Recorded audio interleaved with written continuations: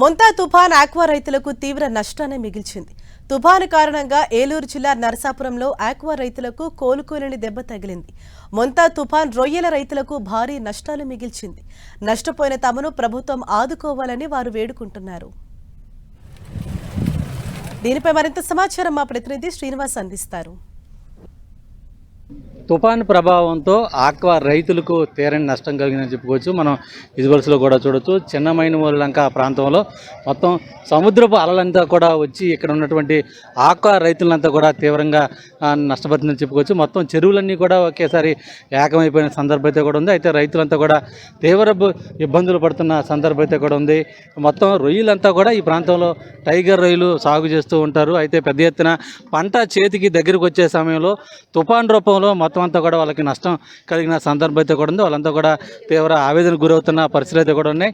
అయితే రైతులు కలిగినటువంటి నష్టాలపైన మొత్తం అంతా కూడా జిల్లా అధికార యంత్రాంగంతో పాటు అటు ప్రజాప్రతినిధులు కూడా పెద్ద ఎత్తున వాళ్ళంతా కూడా వచ్చి అన్ని కూడా పరిశీలన చేస్తున్న సందర్భం అయితే కూడా ఉంది. ప్రస్తుతం మనతో DCMS చైర్మన్ మురళీకృష్ణ ఉన్నారు. ఒకసారి ఆయనతో కూడా మాట్లాడదాం. సార్, చూసారు మొత్తం అంతా కూడా చేతికి అంది వచ్చిన పంట మొత్తం అంతా కూడా 10-15 కౌంటీకి వచ్చిన రోజులు మొత్తం అంతా కూడా ఎక్కడికి కూడా అందుబాటు లేని పరిస్థితి. ఏమంటున్నారు రైతులు?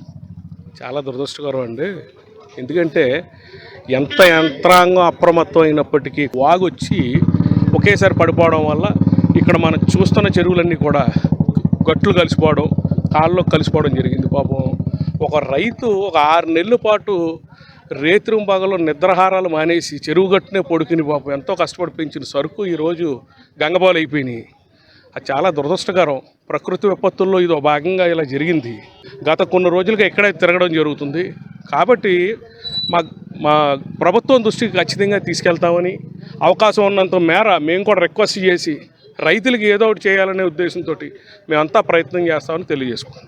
ఇక్కడ కొంతమంది రైతులు ఉన్నారు. ఒకసారి వాళ్ళని కూడా అడిగి తెలుసుకుంది ఏంటి పరిస్థితి. సరే, ఏంటి ఇప్పుడు అర్ధంతరంగా పట్టేస్తున్నారు? ఎందుకని కారణం ఎలా ఉంది ఇప్పుడు అసలు పరిస్థితి? సార్, మాకు చాలా తీరని నష్టాలు జరుగుతూ ఉండండి. ఈ తుఫాన్ హెచ్చరికలు మాకు జారీ చేసినప్పటికీ మేమంతా కూడా చిన్నకారు రైతులు అండి. ఇక్కడంతా కూడా మేము వేలలో లక్షల్లో పెట్టుబడి పెట్టి ఏదో మాకు వేరే ఆధారం లేదండి. ఇక్కడంతా కూడా సముద్ర కోస్టల్ ఏరియా ఇదంతా కూడా చూసుకుంటే మాకు ఏంటంటే ఉన్న ఆధారం వల్ల ఈ చిన్న చిన్న చెరువులు వేసుకుంటే 1 ఎకరం 2 ఎకరాలు అలా ఒకళ్ళు అద్దెకిచ్చుకున్న లీజుకిచ్చుకున్నా, లేదంటే మా పరిస్థితుల్లో మేము అప్పులు చేసి మేము ఇక్కడ సాగు చేసుకుంటూ ఉంటాం. ఇటువంటి ప్రకృతి వైపరీత్యాలు వచ్చినప్పుడు మాకు చాలా ఆందోళనకరంగా ఉండి రేయింబావుల్లో తినకో మనం ఇలా చేసుకున్నదంతా కూడా మాకు ఇబ్బంది కలుగుతుంది. ఇప్పుడు చూసుకుంటే కనుక మాకు ఈ విపత్తు వల్ల ఇక్కడ చూసుకుంటే లక్షల్లో లాస్ పోయిన పరిస్థితులు ఏర్పడ్డాయండి. ఇక్కడ చూసుకుంటే మేము ఒక 7 నెలల మట్టి ఇక్కడే ఉండి ఇంటికాడ భార్య బిడ్డలను అలా వదులుకుని ఇక్కడ చెరువుల చుట్టూ తిరుగుతూ ఉంటామండి.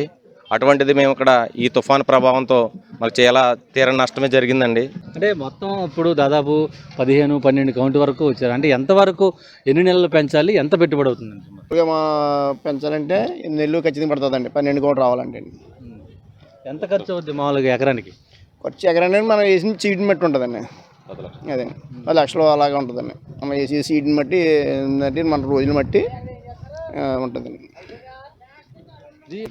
అయితే రైతులు పూర్తి స్థాయిలో అటు ఈ తుఫాను తీరం దాటుతున్న సమయంలో వచ్చినటువంటి ప్రవాహంతో మొత్తం అంతా కూడా రైతులు చెరువులు తీవ్రంగా నష్టపోవడం, అలాగే ముఖ్యంగా ఆక్వా రైతులు పూర్తి స్థాయిలో నష్టం చేకూరిన నేపథ్యంలో అందరం కూడా ప్రభుత్వం ఆదుకునే విధంగా తమంతా కూడా చర్యలు తీసుకుంటామని చెప్పి కూడా జిల్లా DCMS చైర్మన్ మురళీకృష్ణ అయితే స్పష్టం చేసిన పరిస్థితి. ప్రసాద్తో శ్రీనివాస్, టీవీ, చిన్నమైన వాళ్ళ నుంచి.